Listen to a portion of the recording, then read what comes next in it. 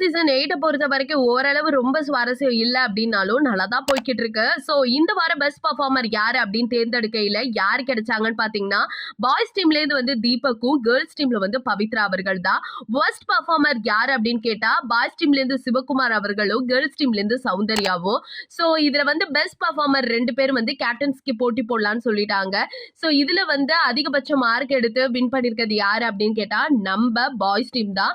அதுவும் தீபக் அவர்கள் தான். ஸோ தீபக் பத்தி ஆல்ரெடி நமக்கு நல்லாவே தெரியும். கேப்டன்சிக்கு பர்ஃபெக்டான ஒரு person. Because Raja Rani task நடக்கும்போது அவர் தான் வந்து கேப்டன்சி பொறுப்புல இருக்கிற மாதிரியே நிறைய விஷயங்களை எல்லாருக்கும் சொல்லியும் கொடுத்தாரு, நிறைய சேஞ்சஸ் கொண்டு வந்தாரு.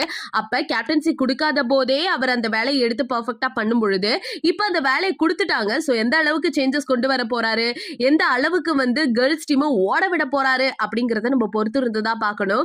அது மட்டும் இல்லாம நம்ம அருண் அஞ்சலி இருக்கும் பொழுது ரிபன் அண்ட் பேட்ச் அதெல்லாம் கொடுத்து ஒரு வேற லெவல் சிஸ்டம்ஸ் நடந்துட்டு இருந்துச்சு.